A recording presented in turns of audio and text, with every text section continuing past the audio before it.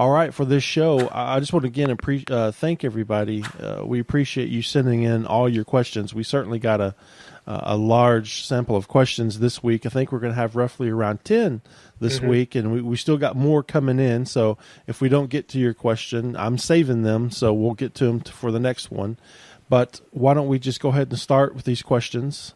Okay. First question is from Sean, and he's asking in 2 Timothy 1:16-18, Paul writes the phrase, "May the Lord grant that he will find mercy from the Lord on that day." Seems odd, he's saying. He's assuming on that day is referring to the day of judgment. Why does Paul, who knows salvation only comes through Christ, plead for mercy for this family? If they are believers, why would Paul say this? Believers already have an assurance of mercy.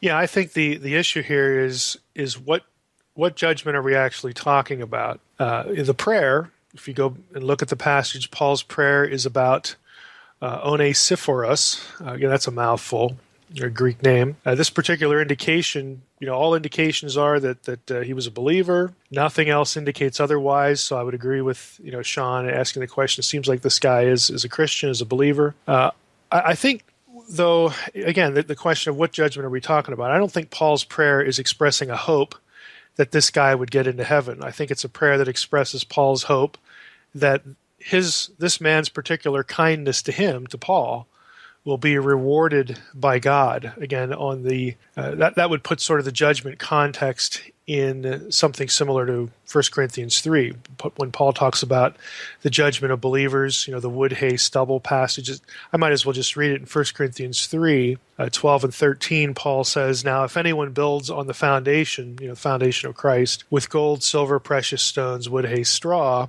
each one's work will become manifest, for the day," and again, look at the reference there, the day, and in the 2 Timothy passage we had that day. "Everyone's work will become manifest, for the day will disclose it, because it will be revealed by fire, and fire will test what sort of work each one has done." So Paul is praying that Onesiphorus's work, his goodness, his kindness, on behalf of him, on behalf of Paul, and of course by extension on behalf of the gospel. Paul's praying that man's efforts will be reciprocated by God, that it'll be something God rewards when believers, people who are believers, get rewarded for the things done in this body. Okay. Our second question comes from Tom. He knows you dealt with the Hebrew roots movement a bit, and he would like your take on the Sabbath at some point, and specifically, how are Christians supposed to observe it? Yeah, this actually, again, I think it's pretty easy to tell that this question sort of gets into also the issue of, is Sunday the Sabbath, what the whole Lord's Day question. I think it's safe to assume, both from the New Testament and also early church history, that you did have Christians keeping Sabbath throughout the early church period, the apostolic period, and of course, beyond that. Jesus kept the Sabbath, so that wouldn't be anything unusual. Easter in the early church was observed on an annual basis in connection with Passover. So there you have, again, another Israelite Jewish holy day. So this sort of mixture is not a surprise in any regard. We have Paul talking to the Corinthians about laying up, money on the first day of the week. The traditional approach, again, to that passage sort of assumes that why would Paul mention the first day of the week unless there was some sort of formal gathering, special occasion? But again, Paul never actually comes out and says that. There's no command to meet on the first day of the week. It's just something in the New Testament that you more or less observe. We read it and we see that, the first day of the week, that's the day the Lord rose, people were getting together. But there's no actual command that replaces the Sabbath with this day or does anything vice versa. You don't get anything that formal. So just in a general sense, the evidence for or against both a weekly remembering of the resurrection in the apostolic age, or saying that this is the new Sabbath, so we must meet, we must do a particular thing on this day. The evidence for a sanctioned, official, mandatory meeting, whether it was thought of as the Sabbath or as the Lord's Day, is very ambiguous. with respect to Scripture. Again, you read it happening, but again, there's no formal command. Now that plays into this whole question about observing the Sabbath. What should Christians do? There's no requirement of Sabbath, just like there was no requirement of a Sunday Lord's Day meeting. Both of them happened. You look at a passage like Acts 2, verse 46. Again, we passed over this, but if you go to Acts 2:46, it's again something that's easily missed. It says, day by day, attending the temple together and breaking bread in their homes. The Christians received their food with glad, So they were actually doing both. Early believers were doing things at the temple, and they were meeting house to house. And then again, in certain contexts, we see them meeting on the Lord's Day as well. But there's no formalization of any of it. And so to argue, any one of these positions that we must observe Sabbath as Christians, well, why? There's no command. Or we must look at Sunday as the new Sabbath. Why? There's no command to do that, to meet. If that exchange had taken place, it would be logical that we'd see a direct command about that day and no others, and certainly cutting the temple off as well.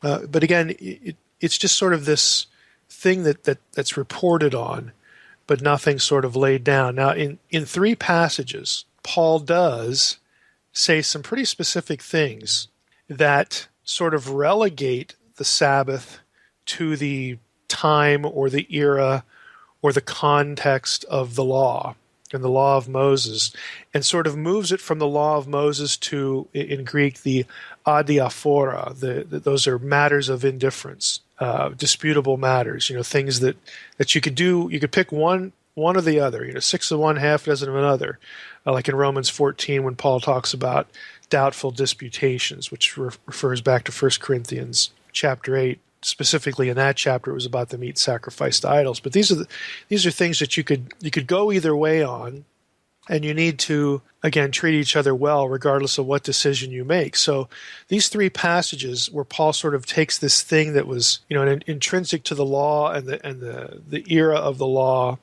really the focus on ethnic national Israel as the people of God, but now we're dealing with the circumcision neutral thing we call the church, and so it's not the same, level of importance, or at least in terms of the calendar, the ritual events, if we could use that phrase, in the life of the early church. The 3 passages are Galatians 4, 8 through 11.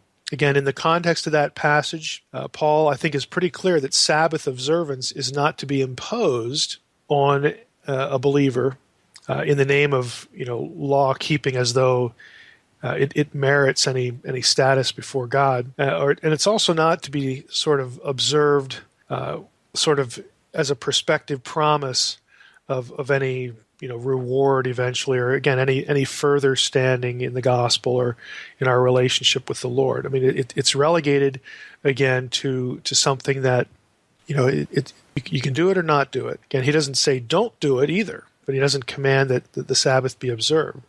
Romans 14, 5 and 6. Here we are. I just mentioned Romans 14 maybe a minute ago. Paul, again, comments very briefly on the Sabbath issue, but he makes it evidence that observing specific days, the Sabbath and the Lord's Day, again, we're throwing the Sunday in with this.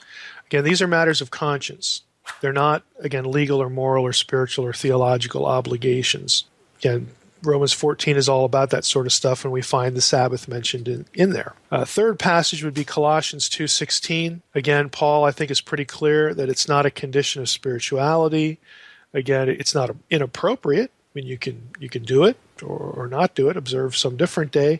And again, this applies equally to Sabbath and the elevation, of Sunday. So I think it sort of cuts both ways. Now, all that sort of boils down to this, that it's really difficult to find any specific exegetical evidence that any of this was commanded in the New Testament. And I think there's a reason for that. And I think the reason is actually the 4th chapter of Hebrews. If you look at Hebrews 4, 8 to 13, here's what it says. The writer of Hebrews says, "For if Joshua had given them rest," again, them being the people of God in the Old Testament, the Israelites, "if Joshua had given them rest, God would not have spoken of another day later on, a day of rest. So then there remains, now catch the phrasing here, so then there remains a Sabbath rest for the people of God. For whoever has entered God's rest has also rested from his works, as God did from his. Now that's a linking of the Sabbath idea with salvation by grace through faith, which we know was offered to everyone, not just Israelites. So again, I'm going to say it again, it links Sabbath language to this circumcision neutral thing we call the church. And it's also putting it out into the future. Let me just read it real quickly again. For if Joshua had given them rest, and God would not have spoken of another day later on. So then there remains a Sabbath rest for the people of God. For whoever has entered God's rest has also rested from his works, as God did from his. Now verse 11. Let us therefore strive to enter that rest, so that no one may fall by the same sort of disobedience, which in the context is unbelief. For the word of God is living and active, sharper than any two-edged sword, piercing to the division of soul and spirit, of joints and marrow, and discerning the thoughts and intentions of the heart. Again, the whole notion here is that we are, again, in God's rest because we're saved by faith and, not of works, there's no merit or anything like that. But even though that's true, we're still looking forward to sort of the ultimate rest, the time that, we'll be with the Lord and all this sort of thing. And the book of Hebrews, it does this a lot. It compares the new context, again, the circumcision neutral thing we call the church, to the Old Testament, the one singular national ethnic Israel people of God, and says that what's here now is superior to that because Jesus is superior.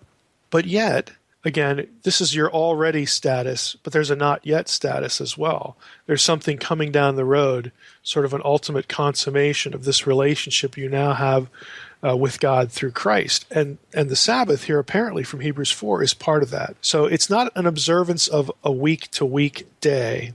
It's a resting in salvation by grace through faith and looking forward to the ultimate rest, when we're on the new heaven and the new earth, the global Eden.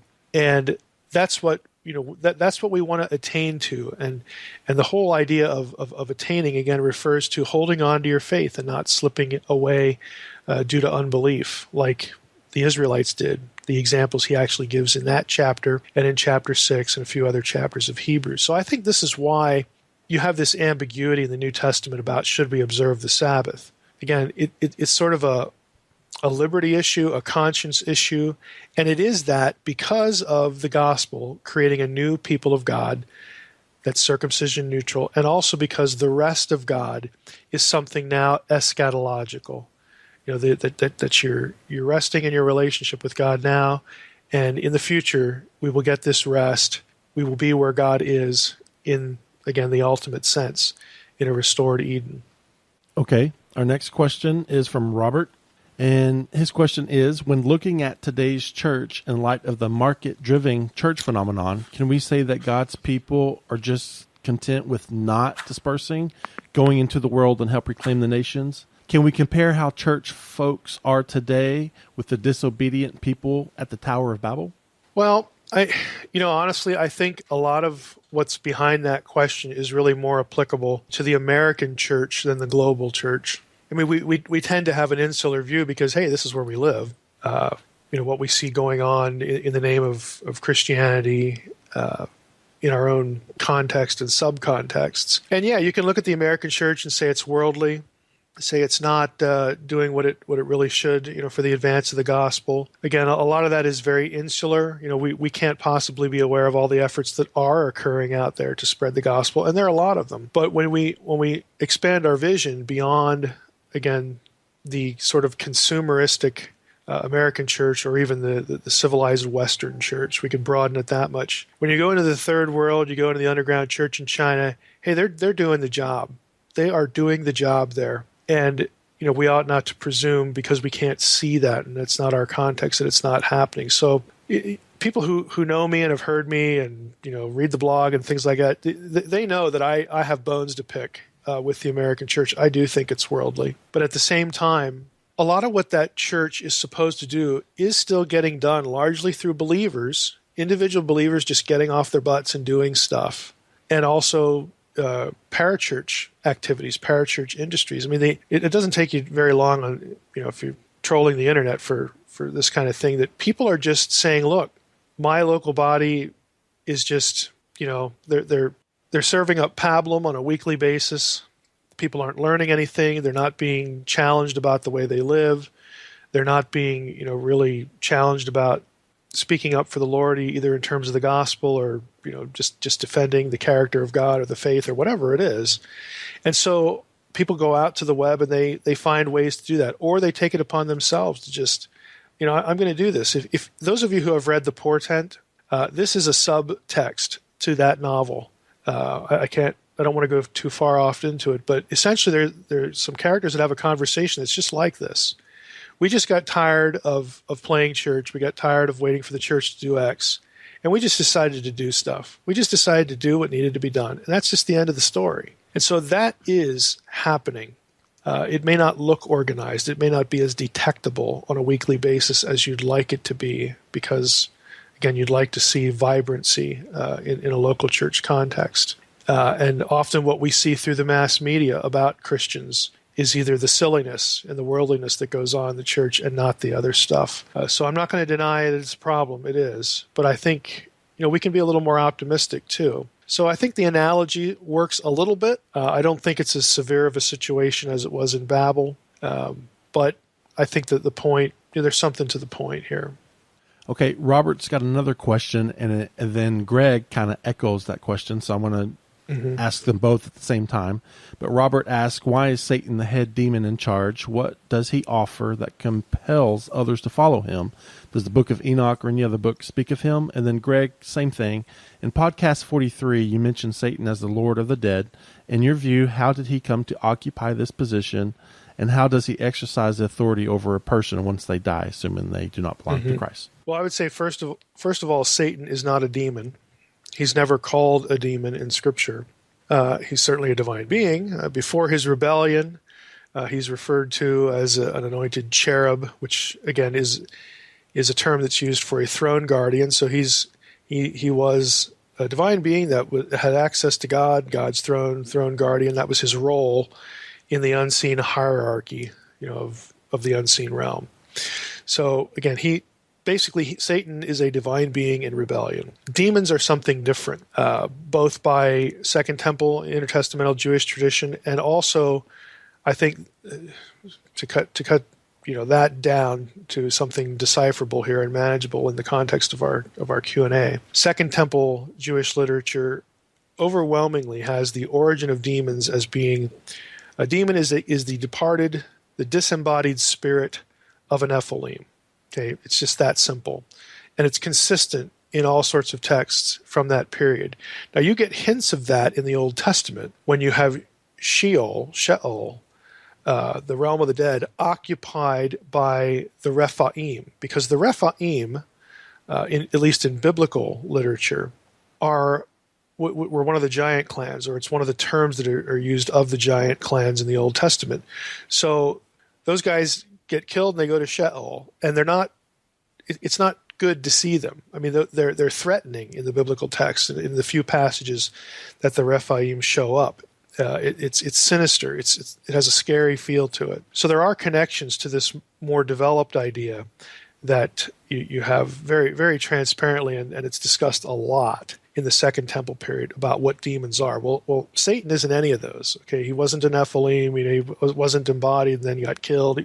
He's not in the picture at all.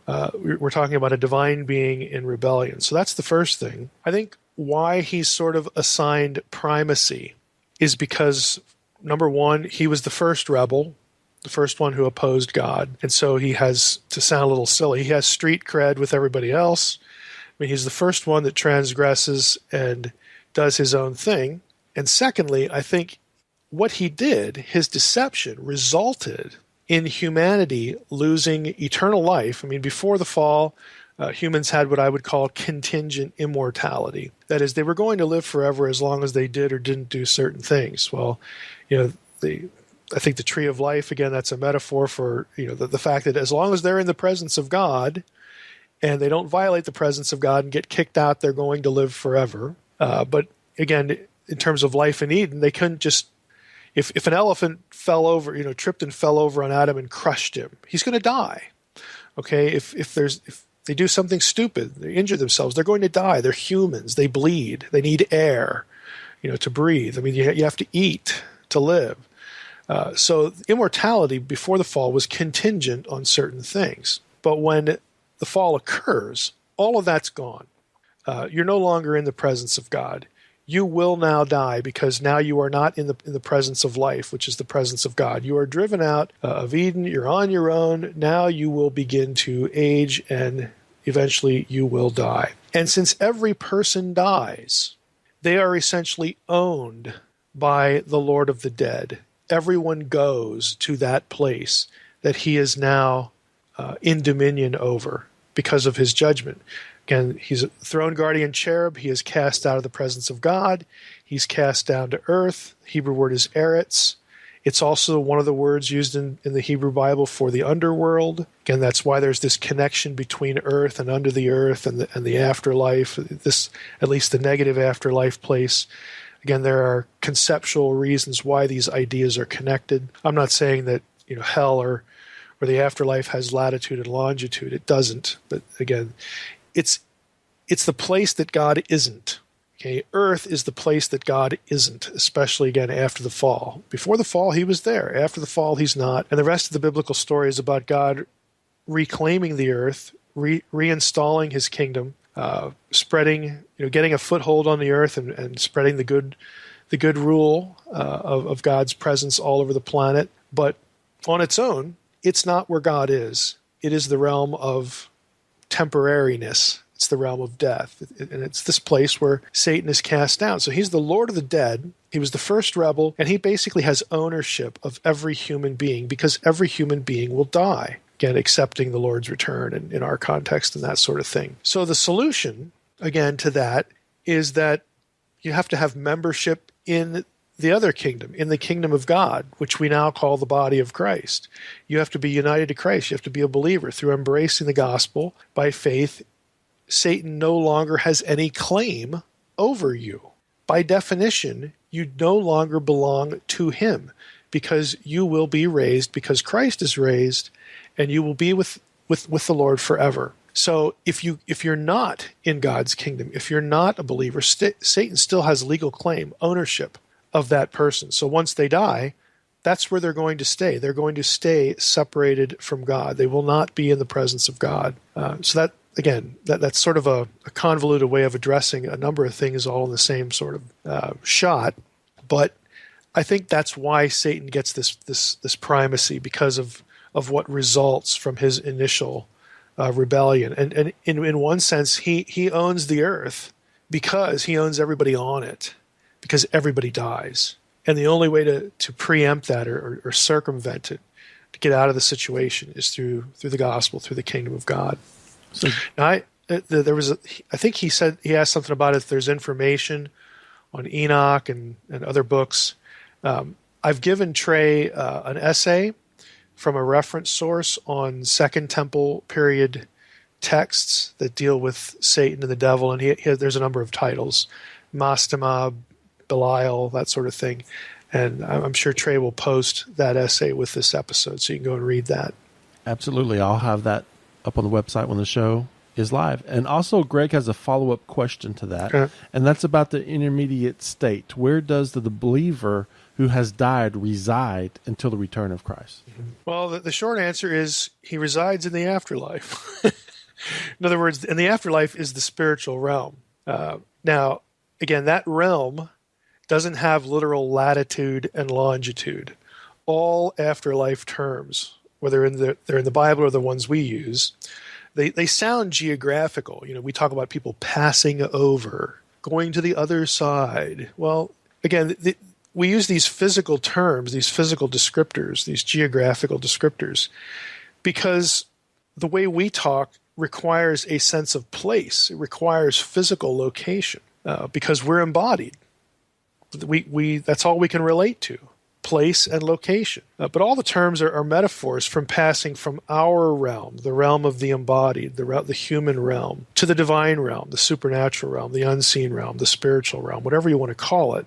And over in that realm, again, we still have more place location terms. We talk about heaven, we talk about hell.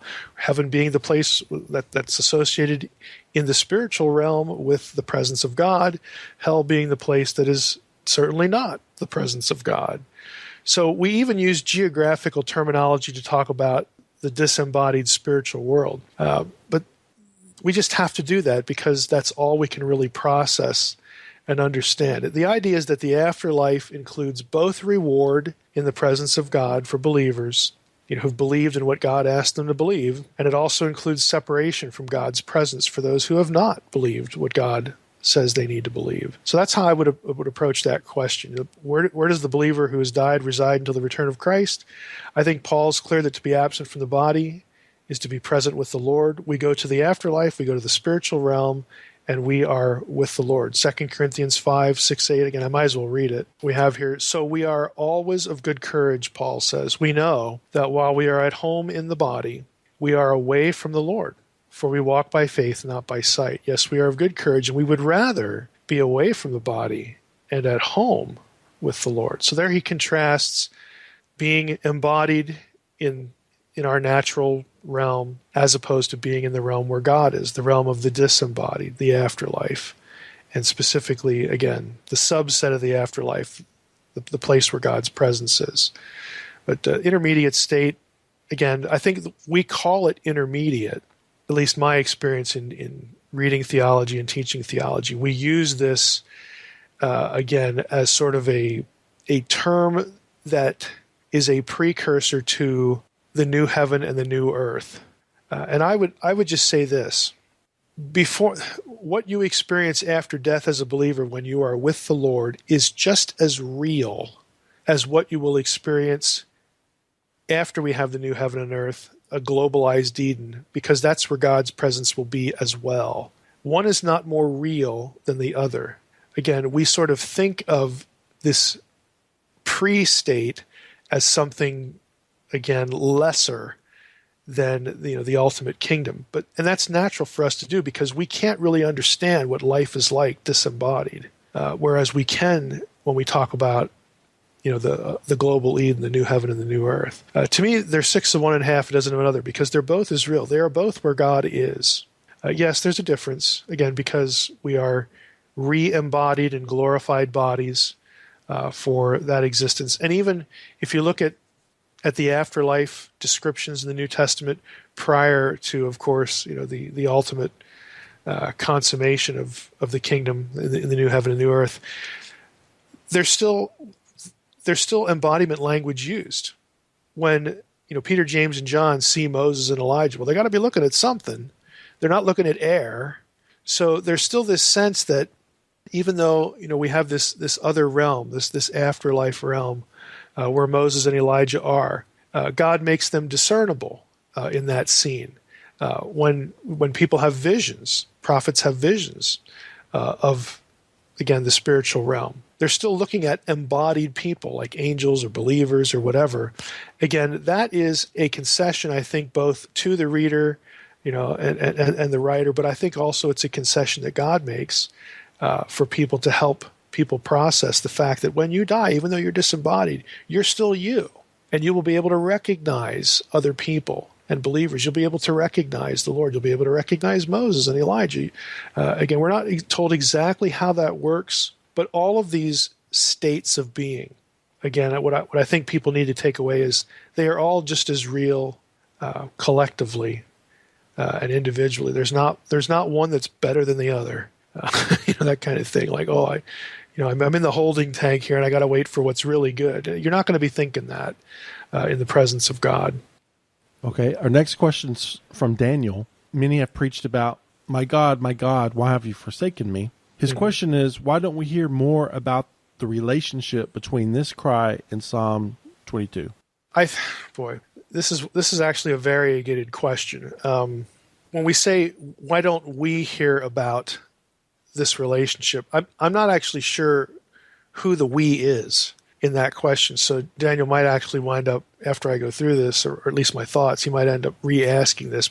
I've read plenty about the relationship of this cry in Psalm 22. Lots of people have written things about it. I've heard, sermons on it. So I'm not really sure what the specific disconnect is. I know that there's a difference of opinion on what the cry means. I mean, some people take it like it's, I think most people take it sort of as a cry of despair. Some people do try to argue that it's some sort of victory cry, but to me, the victory cry is, "It is finished." I mean, "Why have you forsaken me? My God, why have you forsaken me?" sounds like despair. But again, that's just me, and I'm hardly alone there. I think some commentators, have tried to sort of soften it by, saying, well, it's actually a positive thing because Jesus is thinking about the whole psalm. And if you go back and read the whole Psalm 22, not just this line about being forsaken, if you go back and read the whole psalm, it is a victory thing. And I discussed this in the Unseen Realm. That's true. But since we only have this snippet that Jesus utters, I don't know really that we can make this argument that Jesus has the whole thing in mind. If he did, it's certainly not conveyed very well in the Gospels, because just on its surface to the reader, I don't know if they'd be able to really bring along all the baggage. But I'm not willing to say they couldn't do that. I'm just saying I'd need a little bit more evidence that it's a positive cry rather than something in despair. You have the whole issue too. I might as well throw this in. Some of the bystanders who are there mistook the first words or what Jesus is saying. Eloi, Eloi in Greek, Eli, Eli, my God, my God. Some of them heard that and thought that Jesus was crying out for Elijah. The New Testament records that some of them thought that. They say, he's calling Elijah. When you ask, well, why would he do that? There was a strong tradition that Elijah was going to come back before the final day of the Lord, the final time of judgment. You get that a little bit from Malachi, chapter 3, verse 1, Malachi 4, verse 5. You get it in some Second Temple books. The book of Sirach in chapter 48, verses 9 and 10 talks about the return of Elijah. Mark's, writes a little bit about this in chapter 6.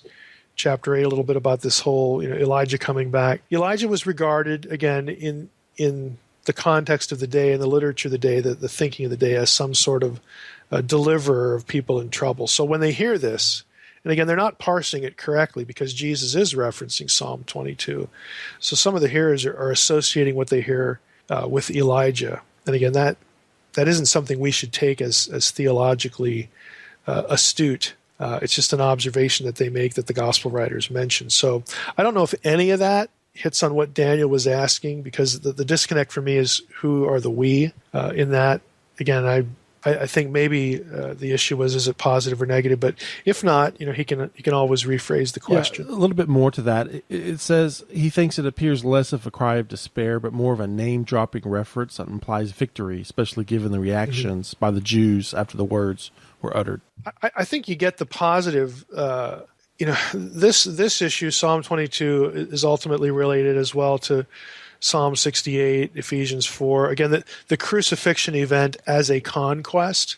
I mean, that is certainly true in New Testament theology. You do have comments, especially in the epistles, referencing back to the crucifixion, and even to Jesus on the cross as a warrior, a victorious warrior, the divine warrior, and the cross event again being a victory, because it was.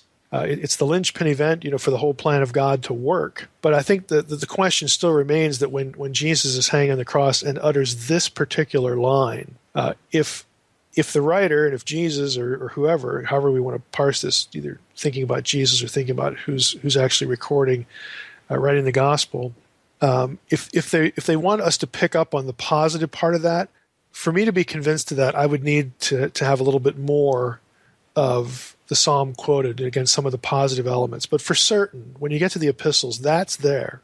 It's a victory thing in the epistles. I don't really see it that clearly here back in the gospel statement itself. And I'm not saying that Jesus didn't know what was going on, or he couldn't figure this out, or what. But hey, he's a human being. He's just basically been torn apart, and it hurts. Okay, I mean, this is not a pleasant thing by any stretch of the imagination, and he is embodied, he's human, he's going to die, he's dying, and it's an awful thing. So I don't think we should look at the statement, presuming it is a cry of despair, as anything inordinate, because he's legitimately man. Just as legitimately as Jesus is God, he is legitimately man. You need both of them theologically, so I don't see anything amiss with the cry of despair. Okay.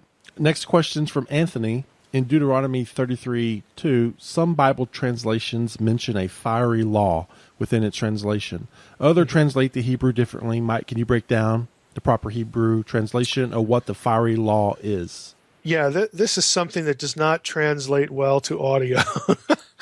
It can really only be answered text critically, and really you need visual, at least a visual layout here to follow any of this discussion. I actually covered this question in a blog post on the Logos academic blog, and it's entitled "Why Use the Septuagint?"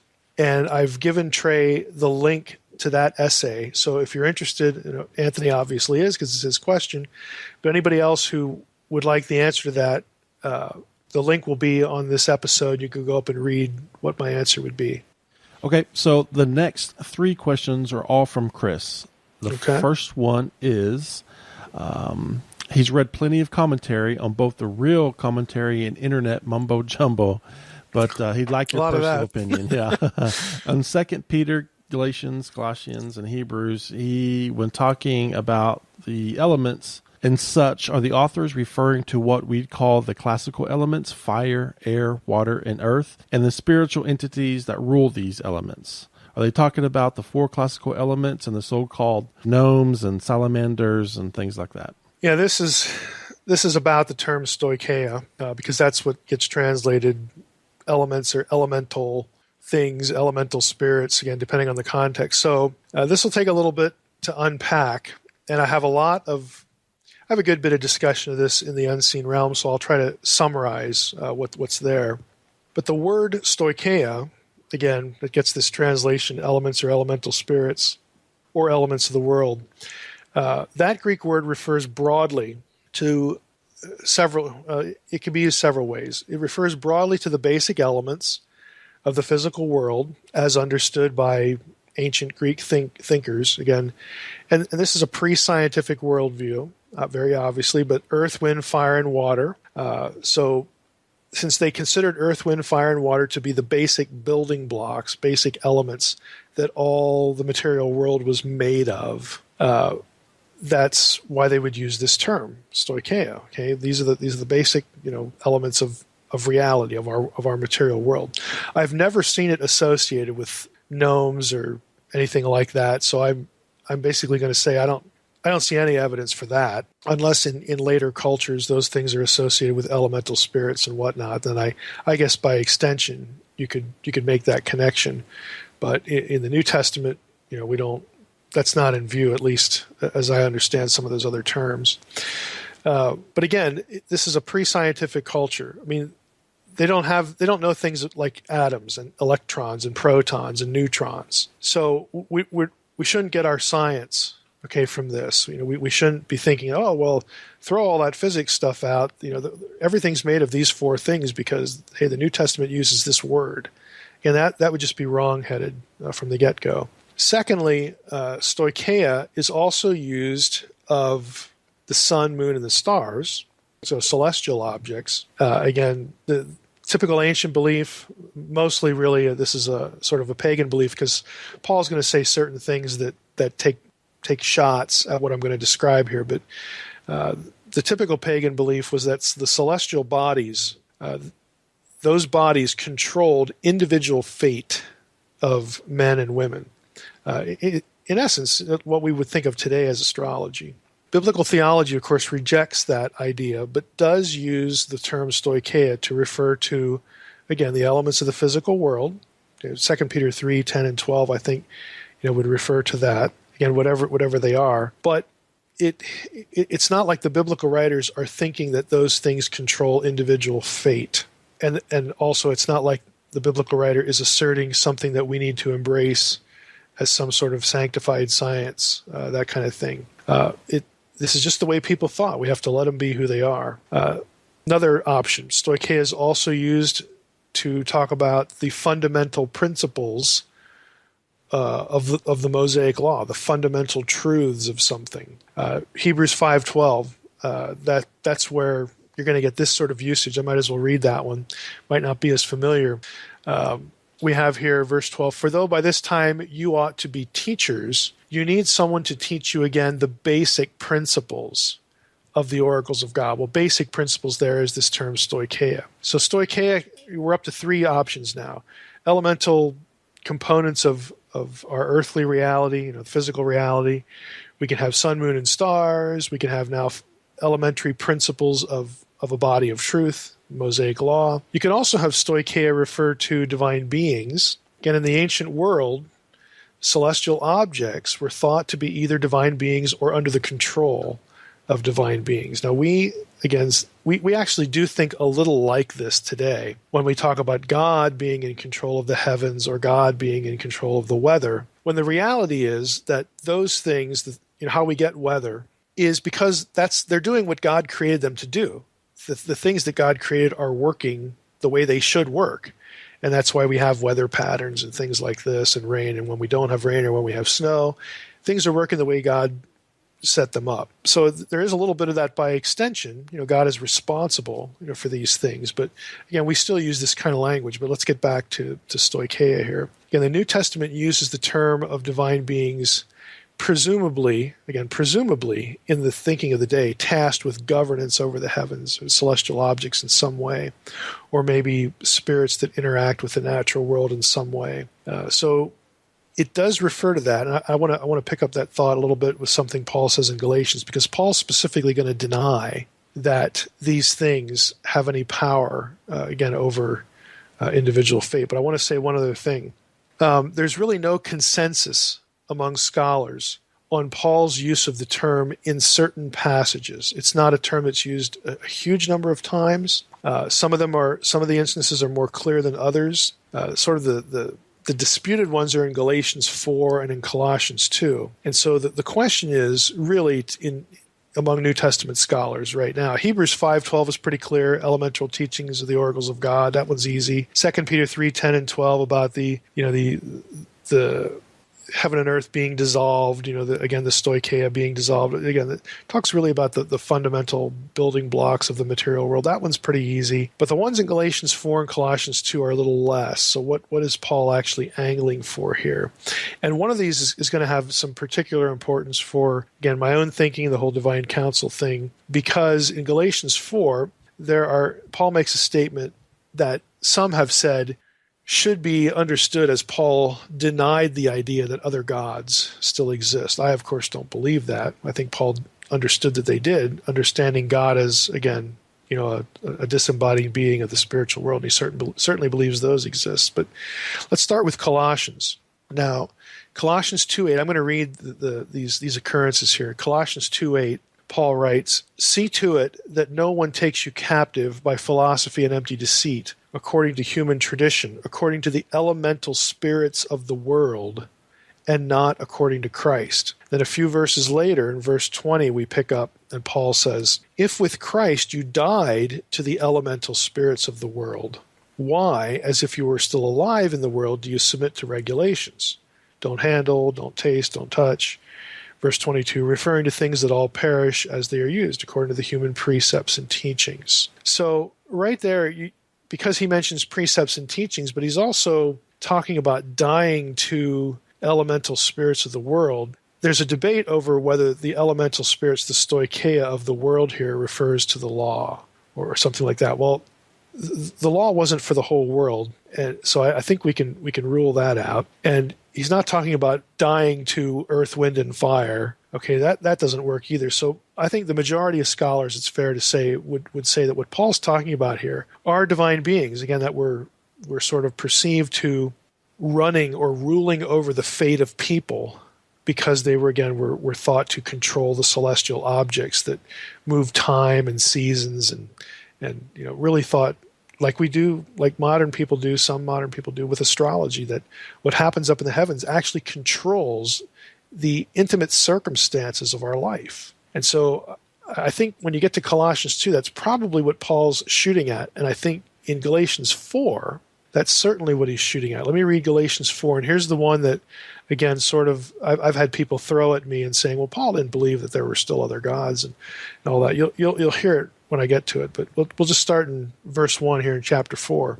Paul's talking about, again, contrasting the law and faith in Christ and whatnot, but he's going to be talking to two audiences, Jews and Gentiles. That's important to think about because he's writing to the Galatians. This is a Gentile church. It's not in Jerusalem or Canaan or Israel. This is a Gentile gathering, but it has Jews in it. So here's what he says, verse 1. I mean that the heir, as long as he is a child, is no different from a slave, though he is the owner of everything. But he is under guardians and messengers until the date set by his father. In the same way, we also, when we were children, were enslaved to the elementary principles of the world. But when the fullness of time had come, God sent forth his Son, born of a woman, born under the law, to redeem those who were under the law, so that we might receive adoption as sons. And because you are sons, God has sent the Spirit of his Son into our hearts, crying, Abba, Father. So you are no longer a slave, but a son. And if a son, then an heir through God.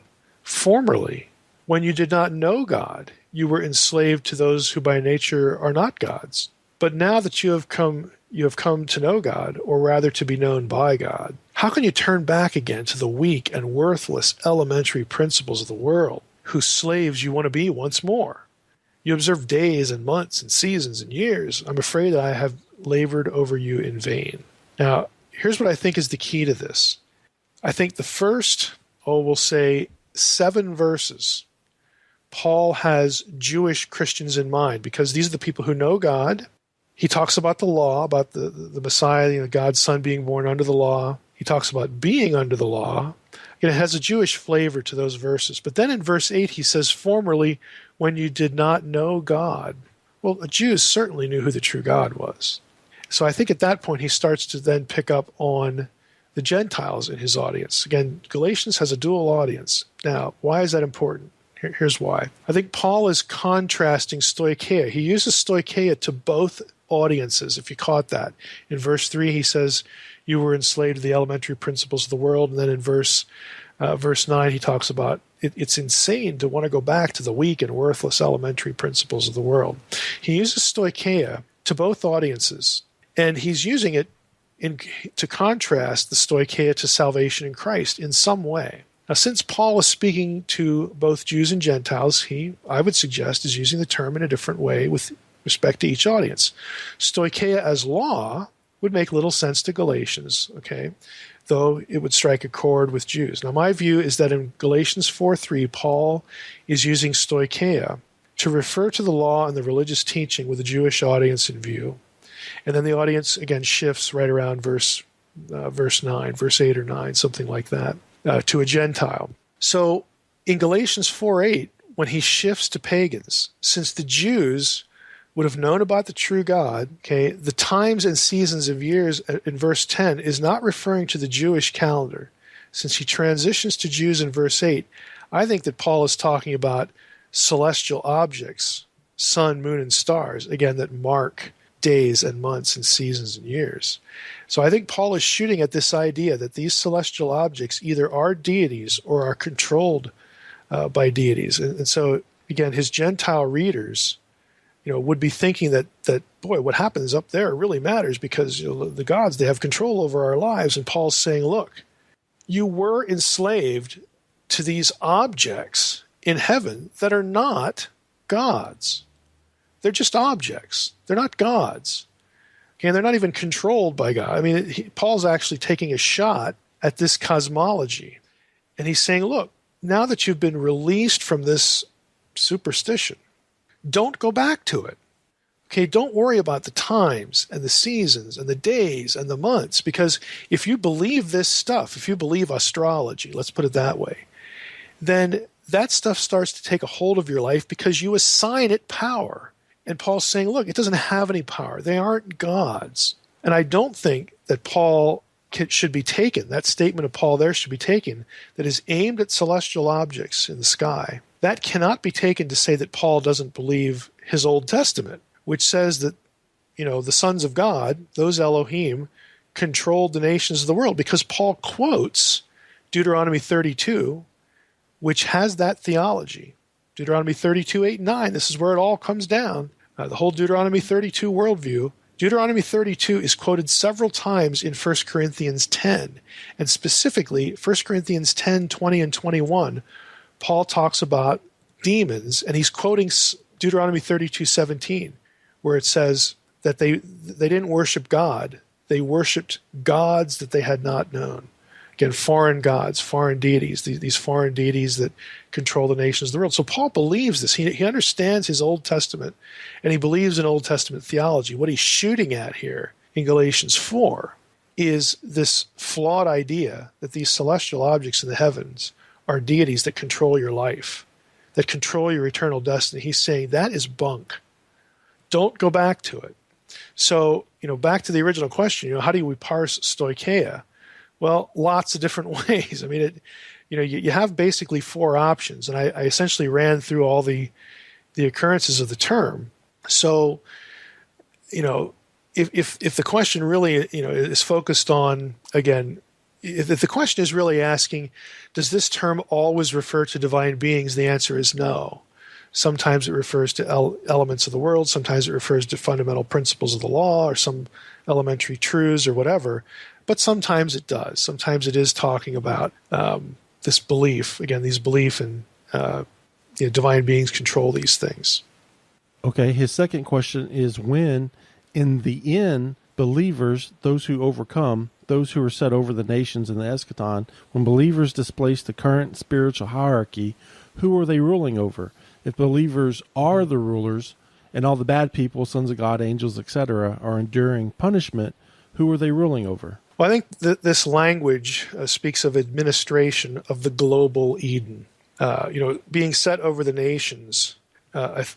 Again, we read that and we think, okay, I'm the boss now. Who's underneath me? Who do I get to push around? I'm caricaturing it a little bit. I'm not saying that the questioner is thinking that, but that's the way we sort of parse hierarchical relationships. I think really, though, the reference is about administration of the global Eden. And since we had this in an earlier question, that the whole thing about the rewards of the believer, since we can't assume from 1 Corinthians 3 or other passages that all believers get the same rewards, I think there will be hierarchy of administration. We need to not think about this in the sense of who do I get to boss around, or who's going to set my schedule, who do I have to turn my timesheet into. That's not really the way to look at it. There is hierarchy, but there's this cooperative family. It's a family business. We're all family. We're all part of the same family in the new heavens and new earth, the global Eden. It's about this cooperative family relationship to maintain the global Eden, and we all have different jobs to do, and some jobs will be, of a different rank than others. Again, Scripture uses these hierarchical, these administrative terms, and I think we have to sort of keep the big picture in mind. God's original Edenic intent, again, was to have his divine and human children living together in Eden, which was his home, and then he tasked his human imagers with multiplying and making the whole world Eden, spreading, the good rule of God. Eden wasn't the whole world in the beginning. It was just a little piece of the world. So the Adam and Eve are assigned, hey, multiply because you're going to need help here, and now make the rest of the world Eden. Of course, it all, comes apart. But on the other side, when we have that situation, we're going to have a situation where now, we're with God's disembodied, his original divine family, those who are loyal to him. And we ourselves are glorified. We are made like Jesus, 1 John 3. Okay, we are going to be made like him. We are partakers of the divine nature. And this whole thing about the human family of God and the non-human family of God coming together into one unified family with one unified purpose, and that is to enjoy and administer in some way, and we aren't really told how that's going to work, but enjoy and administer and maintain the global Eden. Everything is what Eden was and what God intended it to be. I think there's the subtext of the question too. I mean, I might as well throw this in if whether it's a subtext or not. This actually gets into why I don't like the word millennium, because millennium, it just doesn't cut it. I mean, the global Eden is eternal. It's not limited to 1,000 years. And, you know, I don't really like any of the systems. I think all the systems have good things to say at some point. And I think they all sort of jump the shark at some point too. But this whole notion that when we get to this point, there is hierarchy, it is a global Eden. We're not going to, again, chafe under some, you know, bosses that we have. We're not going to get to lord it over other people, that sort of thing. We are going to be, in the very best sense, in the most complete sense, in the best way it can possibly work, living together, working together to enjoy and, again, maintain what God has made for us in his own presence, because he is there in a global sense as he was in Eden back at the beginning. Okay, Chris's final question is, what was Daniel doing that was okay? He was embroiled with the magicians and astrologers, etc. What were the magi who came to honor Christ doing that was okay? Is it less about what they were doing, but rather who's on the other end and why they're doing what they're doing? Yeah, I think that observation in Chris's question is correct. And this actually goes, I'll try to summarize it again, but it gets into a paper I wrote on the Old Testament response to pagan divination. And again, I've given you that. You can post it with the episode. To cut to the chase here, the paper is about the fact that in Deuteronomy, you have this list of forbidden practices, you know, things that you're not supposed to do, like communicating with the dead or whatever, that are abominable. But there are a couple of things in that list that Old Testament prophets elsewhere do, and they're not punished for it. They're doing their job. And so the question arises, well, how do they get away with that? Well, the short answer to that is they get away with it because they are soliciting information from the right source for the right reasons. Namely, they were chosen as a prophet of God, and God contacts them, and they have these conversations, and they see things, they have visions, whatever. I mean, it is about the source, and it is about the intent, in this case, obedience to the true God. So the true God is really the orienting point for both things. He is the source, and he is the reason why you do this. You do it because you're obeying what he tells you to do, and the means by which to communicate with him that he assigns to you, that he tells you to use or to do. So again, people look at the Deuteronomy passage and they think it's sort of categorical, when it actually isn't. There's a context to it. And the overarching context to this thing generally is a true prophet of God, someone who is getting divine information from the other side, from the correct source, is one, to quote Jeremiah 23:16, is one who has stood in the council. The true test of a prophet is, have you encountered God in his throne room, in his council, to receive your commission to do what you're doing? And we call that broadly, have you had a divine encounter? Have you been commissioned by the true God? If you have, and God says, hey, you can use the Urim and the Thummim, you can do this, or I'm going to communicate with you in a dream, or I'm going to give you the ability to interpret a dream, or I'm going to give you the ability, okay, in the context here, to discern something I'm doing, some messaging that I'm giving in the heavens. Okay, that's okay because it's the correct source. And, I'm in control of the dispensing of this information. One of the reasons why a lot of this stuff was violated, like communicating with the dead, which the biblical prophets do not do. I mean, you don't have, there's a little twist on this in 1 Samuel 28 when Samuel is called up by the medium at Endor, that God permits Samuel to have that conversation with Saul. But other than that, you don't have biblical prophets engaging in this kind of thing. In that case, they are the dead guy. But the reason why a number of these things were forbidden is that you can't have humans initiate this sort of contact with the other side because they don't know what they're getting, and they can be misled, or destroyed by the information. And so God sets up rules for his people, do's and don'ts. Do not do this thing, not because it's a fairy tale and not because it doesn't work. The rules are there because it does work, and it's dangerous. God gave the Israelites the Urim and the Thummim and the ephod and all these sorts of things, and he gave them prophets, people that stood in the council and were sent to the people. God gave them a variety of means by which they could learn information from him. It was initiated by God, the information is controlled by God, and the information is true and correct because he's God. He's the true God. If you don't have those boundaries and those parameters, okay, it is dangerous. You should not be doing this. You will be misled. I have enemies, God says. Okay, there are other gods around here. Again, back to the Deuteronomy 32 worldview. You are surrounded by hostile entities, not just hostile people, but hostile entities. And wouldn't they love to get your ear? I mean, there's this sense of protection. These rules are here for your own good. Now, Daniel is trained again in all the wisdom of the wise men. And if people do a study of the term wise men, you actually read through Daniel in Daniel 2, where it says, just go to Daniel 2 here in verse 2. The king Nebuchadnezzar commanded that the magicians, the enchanters, the sorcerers, and the Chaldeans be summoned to tell the king his dream. Of course, they can't do it. Chaldeans answer in verse 10, hey, there's no man on earth that can do this stuff.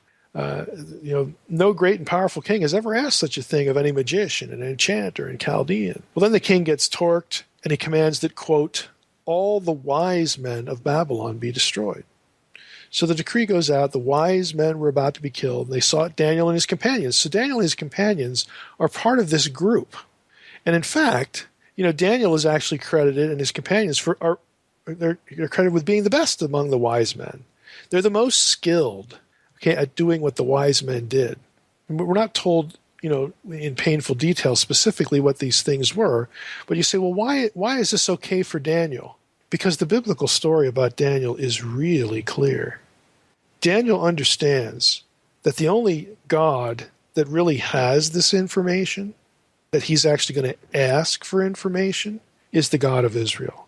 So it doesn't really matter what the means or the technique or the little ritual or whatever is. Daniel is not going to direct it to an inferior, inept, hostile God. He's going to direct what he's doing to the God of Israel. I mean, and they put their lives on the line. They won't eat the king's food. I mean, they're serious about it. They're not going to say, well, I'm not going to eat that, and then turn around the next day and say, hey, where's Bel? I can't wait to pray to Bel or do this ritual for Bel, to get information. They're not doing that. Okay, they have their theology correct. And so we need to see Daniel's status and his training in the context of his loyalty to the true God, which is borne out in the rest of the story. Now, as far as astral stuff, let me just make the comment, since we've gotten into it in this question and, in an earlier question. And in fact, this was part of my subject matter in the interview I just did for Gaiam TV, biblical astral prophecy. Why are there zodiac mosaics in synagogues dated to late antiquity in Jerusalem and in Haifa and some of these places? I mean, why do we have zodiac mosaics in a synagogue at all? Well, it's because of a very simple thing. And it goes back again to passages like Ezekiel 1, which the four faces the cherubim are the cardinal points of the Babylonian zodiac. That's not an accident. It's not a coincidence. It's deliberate. It's theological messaging, because back in Ezekiel 1, it's not Marduk that's sitting on the throne governing the 4 points of the zodiac, governing the times and the seasons and the fate of men and women and children. It's not Marduk that's doing any of this. It's Yahweh, the God of Israel, who's actually in control. And that's Ezekiel's message. Hey, we're sitting here in Babylon by the river Kivar, and things are going really bad, and it looks really bad, and we're still licking our wounds, and we know that we were jerks, and that's why we're here, and God hated that, and God sent us in exile. But guess what? Marduk didn't beat Yahweh. Yahweh is still on the throne. And Ezekiel uses Babylonian imagery to make the point. what people that, we're sitting here in Babylon, people think that this God is great. Marduk is great. And look what he did to the Israelites, and he's in control of everything now. Pardon me. Okay, he's not. So the message to the captives is God is the one who controls the times and the seasons and the course of history and the events that happen here. He is the one in control. Now, since Israelites, biblical writers, and people who are believers believe that. They believe that, hey, doesn't Genesis say God created all this stuff for times and seasons and all this? Well, of course it does. So the common belief was, and it was good theology, that, look, that stuff going on up there, again, they're not astronomers, they don't have modern science, they're not doing, theoretical physics and all this kind of stuff, but they're looking at the heavens with the notion that, we know who really made those. And I'm betting that if we really understood how those things moved and what they did, that God could communicate certain thoughts to us about what he intends to do and what he is doing. We have Psalm 19. The heavens declare the glory of God. Okay, the firmament proclaims his handiwork. It's not just saying, well, that's a nice artistic picture, because if you look at what the rest of the Psalm says in Psalm 19, again, it's not that, oh, those are neat decorations. Day to day pours out speech. Night to night reveals knowledge. There is no speech. Nor are there words whose voice is not heard. Their voice, whose voice? Who's the there? It's the heavens. Their voice goes out through all the earth, and their words to the end of the world. Now, the Masoretic text actually reads, their line goes out through all the earth. It's a reference to the ecliptic. The ecliptic is the imaginary line that the constellations of the zodiac travel. Again, there was this sense, even in the Bible, that you could look at the heavens and possibly, again, if you were asking the true God for the information or learn what you're doing here, or depending on him, you're assigning, the knowledge to where it needs to be assigned, and your loyalty to the true God is not in question. It's possible that you could learn something up there. Again, that was the belief. Paul quotes Psalm 19, the passage I just read. He quotes verse 4 in Romans 10, verse 18. Anybody remember what Romans 10 is talking about? That's the passage where Paul says, hey, what about hearing about Jesus? How shall they hear unless they have a preacher? And faith comes by hearing, and hearing by the word of God. Have they not heard? And Paul says in verse 18, yes, they have heard. And then he quotes Psalm 19, verse 4. Their line or their voice goes throughout the whole earth, their words to the end of the world. It's an oblique reference to the idea that somehow the heavens communicated the coming of the King, the coming of Jesus. Now, I personally think that what Paul was thinking about there, and I can't prove it. I'm going to be upfront and say I can't prove that Paul was thinking about this, but I have a suspicion that what Paul was thinking there is what we read in Revelation 12, the astral signage of the birth of the Messiah. Again, I can't prove it. It's my suspicion. He's thinking something because he quotes the verse. And Paul's a good guy. He's a faithful believer. He's not like a heretic. He's not like, iffy. It's Paul. He wrote half the New Testament. So there is this sense, again, that, if God chooses to communicate to people by this means, he very well can do it. There is something to be learned there. And that's why you had this, again, assumption among people who were serious about their theology, that something can be learned here. Now, where they drew the line, and the early church drew the same line here, where they drew the line was this notion, just like we saw Paul condemn this idea in Galatians 4, this notion that these celestial objects are themselves deities with any power and that they control human fate. That is bunk. Only God controls human fate. These objects do not. So they, serious believers would have been offended by what we think of as modern astrology. That was bad theology. We'll let Oprah do that, okay, or somebody else. That is not what we're talking about here. It's not what Paul's thinking in Romans 10. It's not what John was thinking when he wrote Revelation 12. It's not what Daniel's thinking. Only God controls the flow of history and the fate of humanity. Okay, he might message something through these objects, but they themselves have no power over you. And that's why Paul says, you're crazy to go back to this now that you've been liberated by Christ. But anyway, I know that was a long, sort of convoluted answer to that, but you get into all sorts of areas about that. I don't think what Daniel's doing is wrong. It's very evident whose side Daniel is on. And it's very evident that God does give him information. He's the one behind Daniel's effectiveness. And there is no question about Daniel's loyalty.